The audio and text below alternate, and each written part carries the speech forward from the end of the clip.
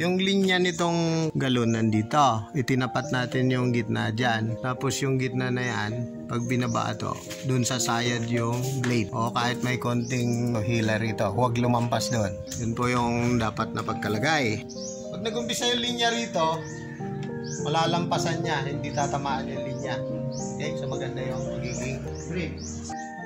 Okay, dito ang lagay. Tapos pag hinilang gano'n, tataas natin yan. Babalik na gano'n, malalagyan yung image. Yun na yan, ready to print na tayo. Ready na, tapakan dito. Yan.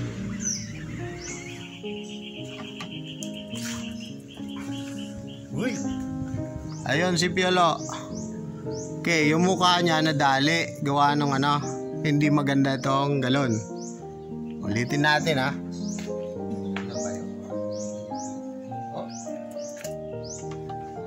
Dapat yan, tuloy-tuloy yung pag-print para hindi siya mablay.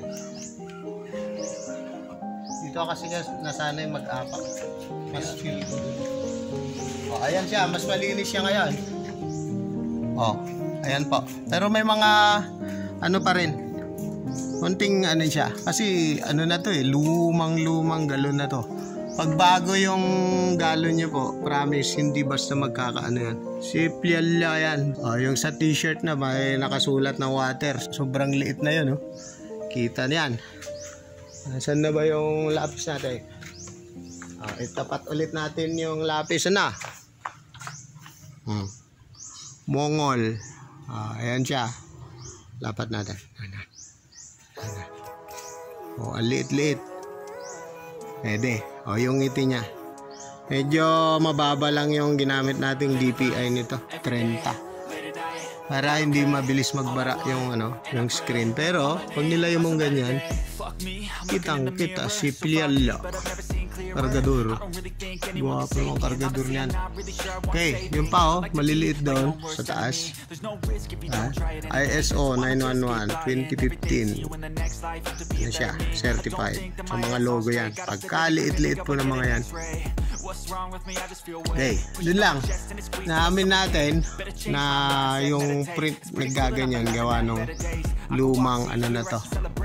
Yun, dumi-dumi na. Gas-gas na masyado. Nagkaputik-putik na nga. Ito yung dahilan. At nililinis na ng kasama natin yung screen. Papakita ko naman yun. Ito po yung dapat na ano na screen. Pag kinumpara natin ito, mas malapad po ito. Yan o, tingnan nyo. Yan ang diferensya nila. Mas malapad ng mahigit 1 inch. Say 1 inch na lang yan. Yan. Yun po yung difference. Kaya pag naghagod po tayo, ito para sa slim, yung hagod natin para dito. Yan, ganyan. Merong stasyon yung mga ink dito sa banda rito at saka sa banda rito. Yung lapad po niyan, 3.5 inches po. Malaki na yan.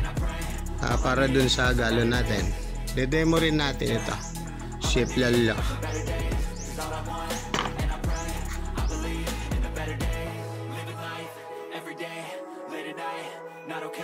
Paglagay po natin nito, ito yung mas malapad ano para sa saan? Itong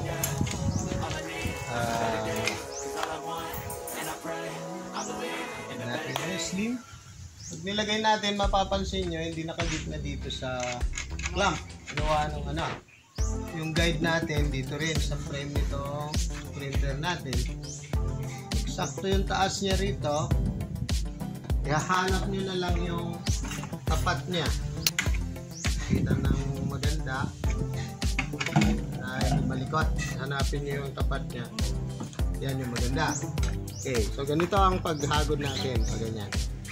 Ang kalaban po niyan pag masyadong mainit dun sa workplace niya, ano pa? Meron na tong catalyst, kasama lang ng ink, catalyst. Tapos pag masyadong malapot, timplahin ng reducer. Huwag naman masyadong malabnaw. Kasi po, kalaban din yan. Hindi maganda yung print, malabnaw yung kakalabasan. Mekis na yan. Mekis. Yun yung sabi ng Bombay na Ilocano. Okay, Ilocano rin po ako na. Yung mga bumibili sa malayo, salamat po sa inyong pagtitiwala.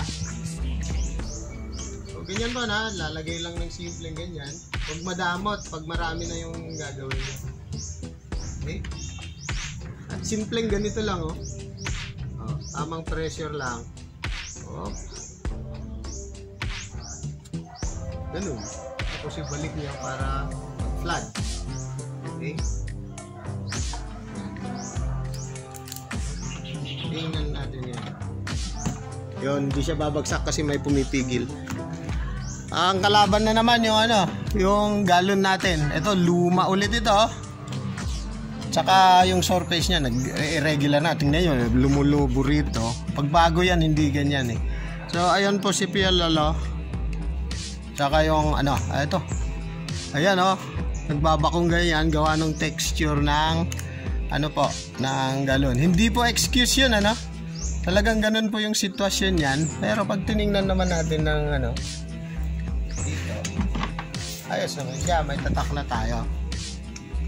Ganyan po kasimple mag-print. Pag marami na, makikita nyo na yun. Pag nasanay na po, yung timpla ng ink at saka yung hagod. Ganun po kasimple yung ginawa natin. May prinintahan po kami noon na daan-daan siya dito sa bayan namin. Sa baryo pa. Doon nyo makikita kung paano yung tuloy-tuloy na pag-print. Parang yung pinakauna kong tanggap. Yung iba, sticker yung nilalagay nila. Pag nag-umpisa nang nawalan ng dikit sa mga corners ng sticker, unti-unti nang pipilisin niya. Tapos every time na mag-refill, nililinis po yan. Ito, waterproof po ito. Medyo matagal-tagal maalis. So, ayan po yung LSD water container printer. Papunta po ito sa Leyte. Ito po yung medyo bago-bago na container, Ang kaso niyan, nabitawan pa nung nayupe. Ito, medyo nakuskus lang yan. Pero pag tinitingnan natin, ayan linis ng pagka-print. Kasi wala siyang mga bako-bako pa. Malinis-linis pa siya nung inimprentahan natin yan.